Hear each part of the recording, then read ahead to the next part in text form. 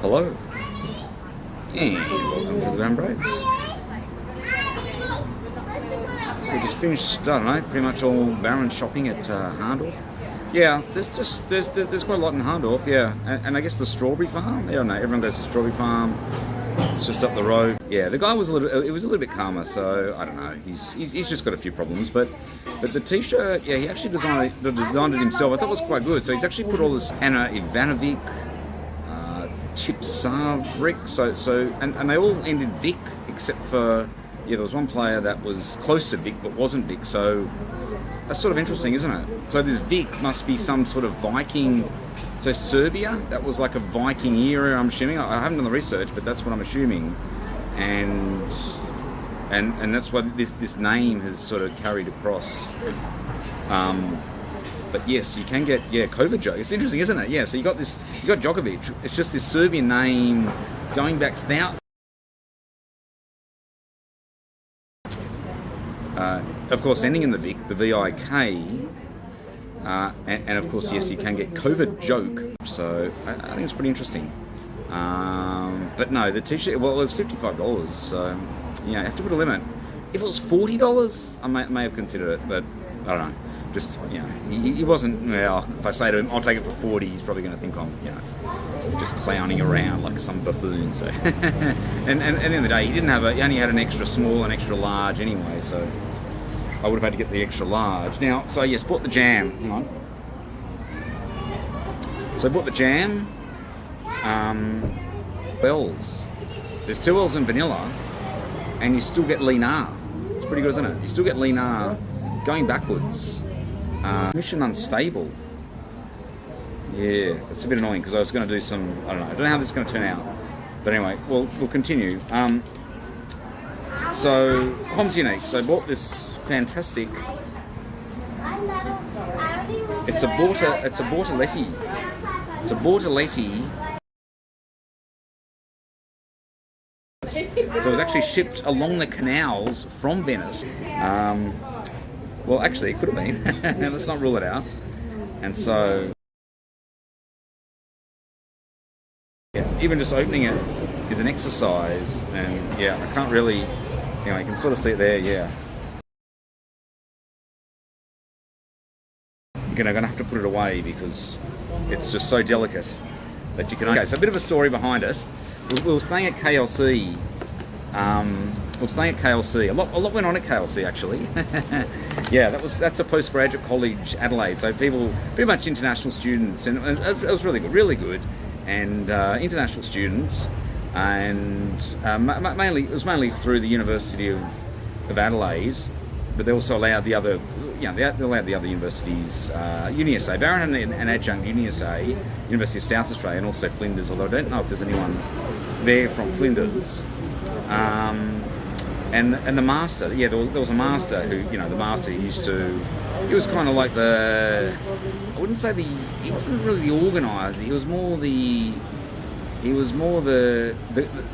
I guess committee, he was more the committee. Well, there wasn't chair, he was more the, you know, sort of the mediator between maybe the committee and the students, because, you know, students just go completely crazy at colleges. So now, we used to get meals. So all the meals were provided, all the evening meals. And if you were coming home late and you couldn't get a cooked meal, then you could actually fill in a form and you would get a pre-packed meal. It'd be some sort of basic pasta or something, but I thought it was pretty good. And I put that in the fridge. Now, there were some occasions where the meals went missing or something. Like people come back and they go, oh, where's my meal? I don't know. What happened? I don't exactly know. I don't believe anyone has stolen someone's meal when it was, you know, the names would have been labelled on the meal. I don't believe someone would have stolen their meal of pasta. But anyway, the master, what was his name? Felix, that's right, Felix. He was the master. Felix, he used to write a letter. And so he used to send around a letter to everyone, saying that, you know, something like, you know, this is someone's meal, and they're hungry after the end of the day, and it was really, of course, it was really well written, and in the day of digital age and people just doing very abbreviated stuff on email, he would write this formal letter to everyone, telling them not to obviously take the meals. And so I used to joke around with a few colleagues. Nick. He's a contact. So we used to joke around a lot, and with all sorts of stories. And we used to say, the master's, he's written a letter using the quill pen because it was just very formal, and and we're talking about arriving in the Batman-mobile and delivering the letter, and so that's where this quill reference came from. And now this is going back 2012. So 12 years later, I finally bought an authentic quill pen from Harndorf, which is just out of Adelaide. It's only 30 minutes or so, and we wouldn't have even known it would existed. Like this quill pen or this shop would have been there. In fact, it was established. 2014. So we're at the Carlage in what 2012, and so this shop 2014, and this is where they got the quill pen, and I've just bought an authentic quill pen. It's actually a gift for someone, but it's kind of interesting, isn't it? That 12 years later, this joke about the master Felix writing a letter about someone, people stealing their evening meals of pasta, is kind of going on 12 years later. So I think that's great. Yeah, some other stories. Oh, now Quantum Dude's back. What's up, Baron? Well, I don't know. Oh, what's up? Oh, well, yes, actually, I bought this. Bought this jam. Now I was wondering. I was looking for some Pearl Jam, but couldn't actually find Pearl Jam. So I got Pearl and Vanilla, and what do you notice? Yep, the two L's and Vanilla to make up the Pearl. Where are you? Well, it's pretty obvious, isn't it? In Harndorf. I mean, where else would you be on a beautiful day in Adelaide on a Friday if you weren't in Harndorf? So yes. And the other reference, which you may or may not have picked up on, is you can also get Linar. You can get Linar. In fact, it's sequential backwards in Vanilla. Linar tennis player, 2 slams, Australian Open and the French Open. In fact, I think she won the French and then the Australian.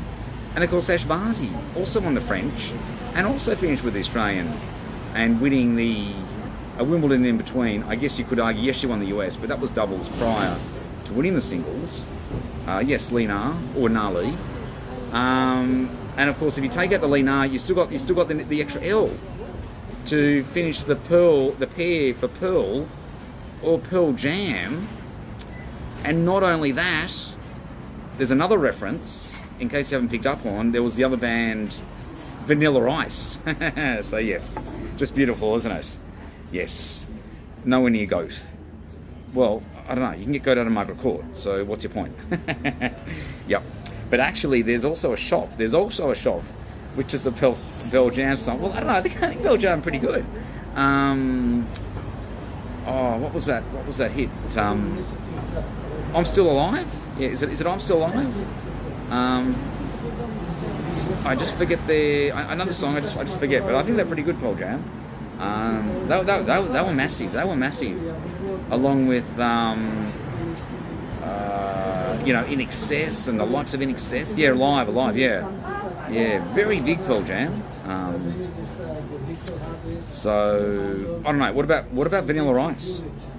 I don't know. They were. Was it Vanilla Ice, and they had, was it Ice Baby? You know that classic, might have been Ice Baby. Alive was their biggest song. Yeah, I know that. Just saying the obvious. No. What was the Vanilla Ice hit? I forget now. Ice Baby. Yes. Ice Baby, and they do that. They do that. They do that move or something, don't they? Or that move, Yeah. Anyway, just watch the YouTube clip. Now the shop up the road, yes, the Viking shop. Now, can anyone explain this? The Serbian. So all Serbian players. Now, I'm assuming the reference to Serbia is Viking. And so Viking is the Vikings or something. Must go back in Serbia because this guy, he's created his own T-shirt. I think he's done a pretty good job, and he's put all the Serbian players, tennis players, starting with Novak Djokovic. And they all end in VIK, exception of one, but it was close to VIK. And there was also, what are you applying? What? Obviously a Djokovic ref from what? Novak Djokovic is a Viking? No, he's a robot. He's not a Viking. Russell Crowe's a Viking, as you know, through Gladiator 2. So yes, or maybe John Nash. So now what he's done was, yes, Ivan. Yeah, in fact you're right. Oh, Ivan Isavic. Yeah. I think Ivan Isavic. No, he's Croatian. Oh, it's split Croatia. So Serbia and Croatia split. Is that right? Yeah, they split, didn't they? Because it's not Croatia anymore. It's split Croatia. I don't know. I think that's right. So Serbia, Croatia. Maybe they had a fight or something. They had a battle. And now they're split, but I could be completely wrong. But I believe that I know that Croatia split, so maybe Serbia and split Croatia, neighbouring countries. Yes, okay. Did he have Ivan Isavic on that T-shirt? It would make sense. I can't remember. I wasn't allowed to take photos, but he had Ivanovic. Remember Anna Ivanovic. And he had Tip Savaric as well. Remember that dude, Tip Savaric, quite a top player. Now Anna Ivanovic actually got to number one. She won a couple of slams as well. So yeah, I don't know. Serbia, I don't know. Croatia. Like everyone's saying, I don't know. He's a one-off. Djokovic in Serbia. Well, that is not the case. There's a whole list of players from Serbia. Serbia is a very dominant tennis country. I doubt you'd just get a one-off anyway. I mean, what, you just get a one-off in a country? I don't think that's the case at all. I think there's a lot of talent and a lot of depth is going into Serbia and Croatia. The two states established diplomatic relations in 1996 following the dissolution of Yugoslavia, the Croatian War of Independence, and the independence of Croatia. Well, thanks for that, Einstein. But I already knew that. Yeah, a lot goes on in. And isn't there's some war? Or what am I thinking of? No, I'm thinking of. Is it Russia? No, I'm thinking of Russia and some other country. Yeah, I'm thinking of Russia. Yes. So it's to do with politics. But yes, the T-shirt. Well, yeah, I would have bought it, but it was $55, and also the fact that well, they didn't have the medium. You had an extra small and extra large. So yeah, I could have got the extra large, but I don't know, $55 for a T-shirt. But I thought it was good. So if you go to the shop, I don't know, I forget the name. It's the Viking shop in Harndorf. Visit the Viking shop. Also visit the Strawberry Farm and get some pear and vanilla jam. And maybe maybe some pearl jam as well, and maybe vanilla ice, or Eastern Europe plus Russia. Very strong in tennis. Well, yeah. Well, there was Czechoslovakia, Navratilova. I don't know, Germany. You got Boris Becker. You got Steffi Graf. Michael Stick. Everyone says Michael Stick, and it's just ridiculous to be saying Michael Stick. It's Mikhail Stick. In fact, I was talking to when I was travelling. Yeah. It's kind of strange because, backpacking is kind of weird because Baron's like the only Australian. And backpackers, typically from Europe, a lot from Germany, a lot from France, and even London. And I don't know, they just assume I'm from, I don't know, one of these European countries. And they often just, come in and say, bonjour. Oh, Dokic. Yeah, this is interesting, yeah. Another Slovakian. Yeah, because of the name. Yeah. So Slovakian, yes. What's this? Tennis, chess, physics, maths in Russia. Well, I don't know. Who was that dude from? Russia. Whatever his name is. You know the guy. You know the guy in chess. Yeah, Russia. In fact, a lot are dominated out of Russia. Yeah. Baranechik. Should get my own shirt made up. Novak Djokovic, Anna Ivanovic, Helena Dokic, and Goat Baranic. Yeah. That would be really, really completely arrogant, wouldn't it? But yeah. But Baron does these type of things. Magnus Carlsen. Who's Magnus Carlsen? I've heard of Magnus Carlsen. Yeah, he was a player as well. No, he was Swedish. That doesn't sound like a... That sounds Swedish. Magnus Carlsen. Are we talking chess now? I don't know. Oh, no, there was Magnus Larsson. I'm thinking Magnus Larsson. Yeah, that was a tennis player. I don't know. But, yeah, getting back to the... Oh, what was the topic I was on? I was on some topic. I lost the thought. Yeah, forgot. Anyway, I completely forgot the topic now. Started talking about that T-shirt. Yeah. Anyway. Okay, so yes. Where are we? Okay, so got the yeah. Oh, that's right. Yeah, I started talking about that cool pen. And I thought it was pretty interesting. Now KLC, well, it no longer operates. In fact, you can lease it out. You can lease out KLC, Ivan F. Lendl. yeah, he was Czech, wasn't he? Yeah, he was Czech. Well, Ivan Lendl, I know, he's won the most number of slams. I think Jimmy Connors, or what does Ivan Lendl hold? Number of tournaments. Yeah, number of tournaments. Ivan Lendl, I don't know, really dominant player actually. And that was, huh? Height.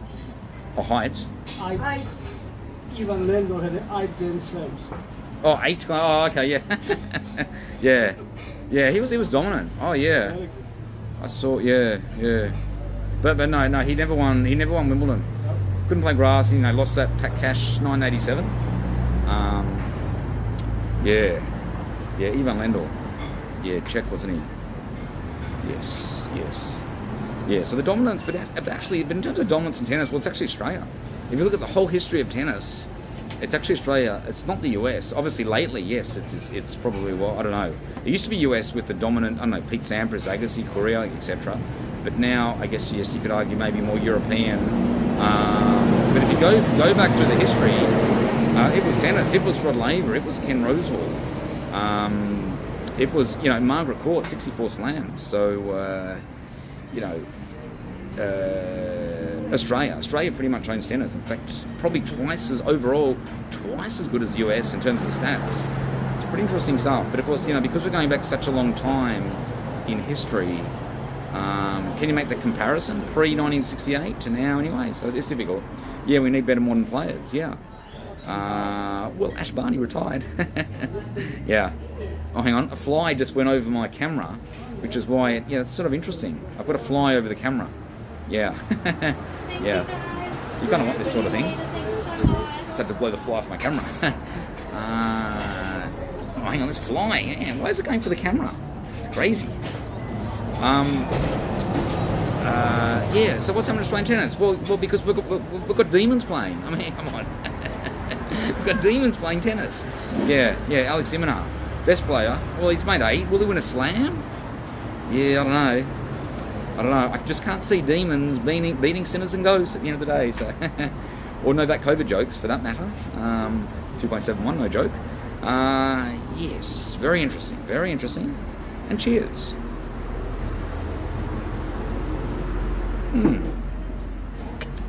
All very nice. Yeah. Oh, the poetry. I'm probably not going to read it now. But yes, I printed out my poetry. So here it is here. I could actually now read out the poetry. I've got just a coincidence. Is the Davis Cup half full or half empty? Mass matters. A KHS 30th reunion. I've actually got 6 pieces or 6 compositions written in C minor. Saving a Yannick Sinner with the nighttime cap. and anyone for basketball. And of course, the minuscule ant, but I perform that at the end, so I don't need to print it out. So I guess having all this, yes, I could somehow memorize it or become familiar with it, because you don't want to be reading it. And that way, as you read it, you put some sort of, expression into the piece, because it is a composition at the end of the day. It's not just a piece of Shakespeare, which is completely boring. It is an expression. So yes. So yes, I got that. Now Quantum Dude is just completely stunned by my elegance, and now he's gone off the ball, and that's about it. That's about all I have in terms of show and tell. What is this? Some more poetry. Well, I've got 5 pieces. Oh no, I've got 6 pieces now.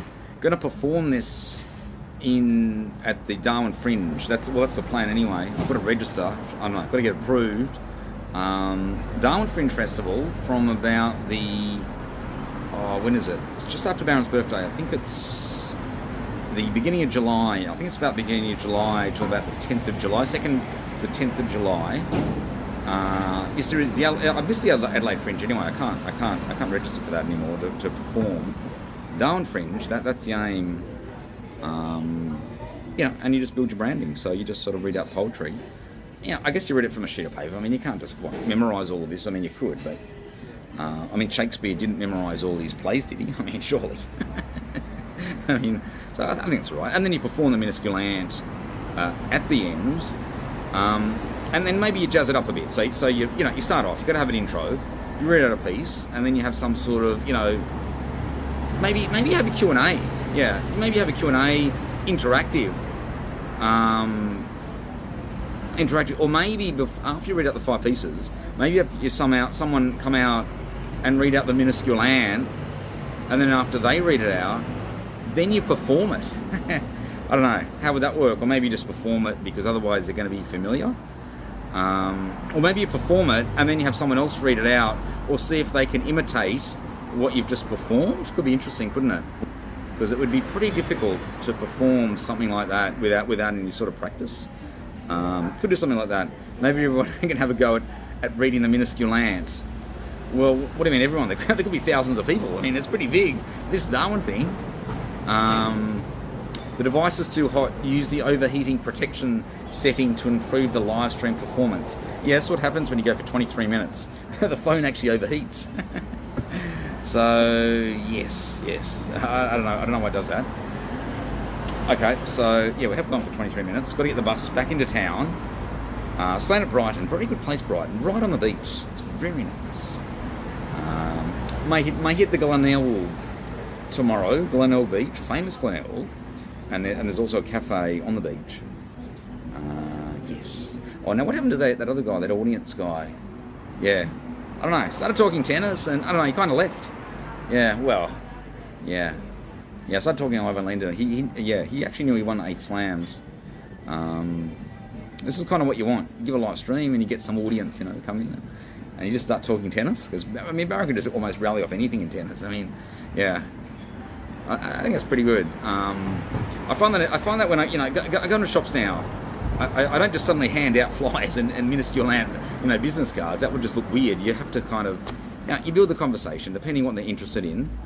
And then I generally ask them whether they've got any artifacts, and they just think, oh, that's just weird. Someone coming in asking why you got ants, and then I go, oh, actually, I wrote this poem, and then I get out the card, and then they read out their poem, and they go, whoa, yeah. So yeah. So you just build it like that. I generally give out about 5 business cards every day now. In fact, I've run out of Staunch, and I've ordered another pack to pick up from Quick Copy, North Ryde, when I get back to Sydney. So that's how popular it really is. Maybe it was Ivan Lendl. Well, actually, no, it didn't look anything like Ivan Lendl. It's a minuscule ant trap. But I don't know, Ivan Lendl. Yeah. So why didn't he win more slams? I don't know. I guess he couldn't really play in grass. So maybe. But having said that, Nadal one-dimensional. Why didn't Lendl? I'm assuming clay, hard court, best surface. But having said that, they were playing on grass. Australian Open was grass, wasn't it? Prior to 1988, And then when did the grass kick into the US? So maybe that was a bit of an issue, that because of the grass on the Australian prior to 1988, maybe, yeah, he would have just cleaned up more Australian and one more slam. So yeah, the court service is such a key component. And of course, hit 1988, and then, well, Steffi Graf just cleaned up. In fact, she's the only player to win the calendar and the Olympics. Olympics came in 1988, and she's a golden Grand Slam winner. Only player to achieve that. Very impressive, actually. And she won 22 singles, Steffi Graf. You know, everyone's talking about, the likes of Pete Sampras. But what about Steffi Graf? 22, followed by Serena Williams, 23. And then, of course, Djokovic, 24. So what happened to Roger Federer? I was choking, the guy was choking. So even Nadal beat him. In fact, Nadal got 14 French, as much as the Pete Sampras anyway. Although Pete Sampras, yes, agreed, retired too early after winning the US, at the age of 32. Okay, so maybe we'll live there. 27 minutes. So do the Agassi Graf kids play tennis? That's a good question, yeah. Good question. I don't know. But what about the Federer? I mean, Federer's wife, is it Merker? Whatever. Merker? She was an elite player as well. So why don't the Federer kids play tennis with the Agassi Graf kids in doubles, mixed doubles? I don't know. It's interesting, isn't it? But I don't know, is that generally the case? Well, in fact, no, remember Peter Korda? In fact, he was runner-up early at the French and won the Australian. The best backhand, top spin backhand, probably in the game. And his daughter is now playing golf. You probably know who I mean. She's been in the media quite a lot and quite a top golf player. Giselle Agassi, Jaden Gill Agassi. Huh? What's this? Jazz and Jaden, is that their names? Jazz L. Oh, must be the name. So Jazz L Agassi and Jaden Gill Agassi. Fair enough. So, yes. Why don't they call something like, I don't know, Linar? What about Linar Agassi or something? I don't know. Yeah, it'd be pretty crazy, wouldn't it? You know, calling your kids, Linar or something, wouldn't it? After a tennis player. Yeah, that would be, that'd be pretty crazy. Call your son Novak. Jaden plays basketball, 1.9 meters height. Okay. What, at the elite level? Total waist. I don't know, where are we at? Total waist at basketball. Baseball, hang on. Jaden plays baseball, 1.9 meters high. Total waist, so she probably should be playing tennis.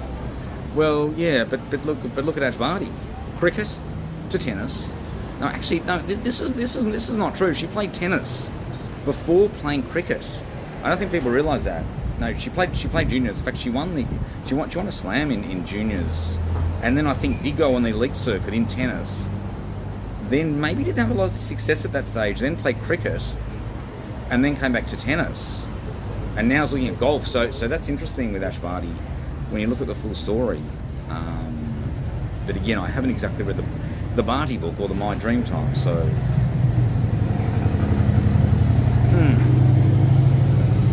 But what about that dude, Goat? Is it Goat or, no, it's not Goat, it's, the guy I mean, the sprinter from, I don't know, is he Goat? I think he could be Goat. Breaking records, I think it was junior records though, wasn't it, for under, Gout, that's right, Gout. Breaking records as a junior in running, so I don't know, and it does sound like Goat. So yeah, I think you could, 16-year-olds. Is he Goat? Could he then change his name to Goat? I guess people will just, he'll just call him Goat anyway. Goat or Goat. So It's kind of implicit anyway. I mean, yeah, people kind of do this sort of stuff, don't they? Yeah, obviously, Barron is very, very discreet and conservative. Doesn't sort of play around with names, but yeah, but the media, you know, so yes. But they don't talk about Jannik Sinner, do they? They don't talk about Jannik Sinner as being a sinner. Well, maybe he's not a sinner, so maybe they should make that point, that if he's not a sinner, why don't they just say that? They just say that, come out outright. Jannik Sinner is clearly not a sinner. The guy goes to church. You know, he doesn't drink alcohol. Maybe he's vegetarian. Doesn't have coffee. So wow, I don't know. Why don't they just say that? You know, and then it would just put that, you know, name to rest, and then he could very comfortably use the word Jannik Sinner, and not having to do some crazy stuff like change the, you know, the R to a T, and you know, sin it backwards tennis and all this kind of crazy stuff, you know, and this playing off this nighttime cap and how the Pope wears a cap at nighttime, and being religious, and Margaret Court being religious, and Michael Chang being religious, and yeah. So yes, and being Italian, of course, Jannik Sinner, and of course the Pope from the Vatican City with his own country. Maybe Jannik Sinner should get his own country as well. Or maybe Jannik Sinner should live in the Vatican City with the Pope or something, I don't know. It would be kind of interesting. 200 metres, 20.29. But it wasn't Bolt record? Has that been broken, the Bolt record? Could someone check that? I mean, I don't think his 100 would have been beaten, but maybe the 200. In fact, Michael Johnson, I think 400, his 400 metres, Seville, broken. I don't think Michael Johnson holds any world records. Besides the... Yes, he held the 200, 400, I think, Johnson, and then, of course, Bolt, and then Bolt with the 100, 200, but then I think, I don't know, has anyone broken the 200 Bolt? And so will Gout break the record in the Bolt 19.19, so will Gout, so if Gout breaks 19.19, will he be GOAT? Yeah, I think this is setting up for some sort of showdown on to be GOAT. Yeah, you have to break the Bolt record or something. So we just play off that Bolt reference anyway. So yes, yeah, it sets it up, doesn't it, for the next Olympics? Where's the next Olympics? Or maybe the 32 Olympics. Well, that's a while away though, isn't it? In Brisbane. If he's going to break the record, I don't know. You peak about 30, don't you? In sprinting. But anyway, next Olympics maybe we just build this up, break 19.19, and then go. It's as simple as that. And yes. Well, absolutely. Barron. Okay, I've run a 33 point. Okay. Google not happy at all. The device is too hot, so yes. Samsung getting very angry with Barron for going for a 34-minute streamer. Under 18 world record, 100 metres, 10:06. Well, it's interesting. So no one has broken 10 seconds under 18. Yeah, that's interesting, isn't it? So when do you then peak in sprinting? Is it a little bit later? I don't know, how old was Bolt? I mean, under 18 world record, 200 metres, 19.84. But interesting in swimming, Ian Thorpe, he holds no world records anymore. And not only that, who was that athlete that just retired, the female? You know who I mean. She's just retired from swimming. She won more medals than Ian Thorpe. I think more gold. Is that correct as well? Yeah. So even Thorpe doesn't hold the most for Australia in terms of medals, and he holds no world records anymore anyway. And in fact, Phelps, 8 gold, 1 Olympics. I mean, how crazy is that? 8 gold. But I think that was 3 medleys, wasn't it? So 5 individuals, 3 medleys. Michael Phelps, and wasn't that the year that Usain Bolt world record 100? Did he get the 200 as well? Was that the 2000? Yeah, was that 2000 Olympics? Don't know, can't remember now. Which of course Kathy Freeman won gold in the 400. Barron went to I couldn't get tickets to the 100 metre or the Kathy Freeman. I don't know, I got these really... it was okay, but I didn't get a lot of good finals. Went to the volleyball, incidentally, I think. And I saw the marathon. I thought the marathon was kind of the highlight. Seeing Monaghan Marathon, Oxford Street. Swimming does have a lot of medals. Maybe too many. It is a good point, isn't it? Yeah. Because, yeah. I mean, well, then again, yes, you can play in tennis, you can go doubles and mixed doubles. In fact, Ash Barty did get a bronze in the mixed doubles. And in fact, Roger Federer got a gold. No, he never got a gold in singles, Roger Federer. He got a gold in doubles. And of course, Novak Djokovic, he just got gold at the last Olympics, Paris. And after that, he just collapsed completely. Like, you know. So, yeah. Yeah, it's interesting. And so Sinner cleaned up 2 slams, ATP finals, Davis Cup, but didn't win the gold in the Olympics. It was actually Novak Djokovic. Interesting stuff, isn't it? Yeah. And Alcaraz, French Wimbledon. So yeah. Yes, Phelps, 2008 Olympics. Pickleball gold. Well, I could see pickleball being an Olympic sport, maybe. Kind of difficult, isn't it? Because then why not squash, for example? You've got table tennis, you've got badminton. Why not squash? Or why not paddleball? Paddleball, yeah, maybe I don't know, could be just a little bit too sort of, I don't know, kinky, if you know what I mean, yeah, if you start having paddleball, but, or racquetball for that matter. But yes, pickleball. Yeah, pickleball. Play down pickleball. Pong. Oh, like beer pong. Well, I don't know. Could you actually build that into a sport? It's sort of interesting, isn't it? Because you start with something very simple. A lot of these games, they start off simple, and then they actually turn into Olympic sports because there's a lot of skill. I mean, at the end of the day, I mean, is breakdancing really a sport, or is it just an element of gymnastics? Because they do have artistic gymnastics at the end of the day. So I think it would have been maybe smarter to have an element in gymnastics maybe as breakdancing, because if you bring in breakdancing, then why not have other, forms of dancing? I mean, then you could have Roger Federer, competing in ballet or something. So yes, I don't know, Nadal and the Pasadopoulos, you know what I mean? So yeah, I think it's a little bit questionable. I don't know. And also they've had to bring in another sport to have the breakdancing. And also they're not considering, as we saw with the ray gun performance, they're not considering their artistic element, are they? They're just considering the skill or the skill elements in breakdancing. And if you consider that, then how can it be a form of dancing? by the very terminology of dancing means it has to be artistic. So yeah, if you see what I'm sort of getting at, and this is where I think Ray Gun has made a point about this. I think it would be much better off having it in gymnastics, or maybe you open up a new sport in dancing, and then Shakira will just like clean up every single medal. So yes, could be interesting, isn't it? But not only that, I don't know. You just start bringing in, I don't know. Maybe you hold a handstand while listening to music. Could be, if you see what I'm sort of getting at, could be interesting. And the other thing is, and what about the moonwalk? I don't know. There must be a lot of skill in doing a moonwalk. I don't think many people could do a moonwalk. So, yeah, you just sort of you open up an element of dancing in itself. But maybe it'll go that way with the breakdancing. I don't know. Ray Gun had neither. Well, skill plus artistic expression.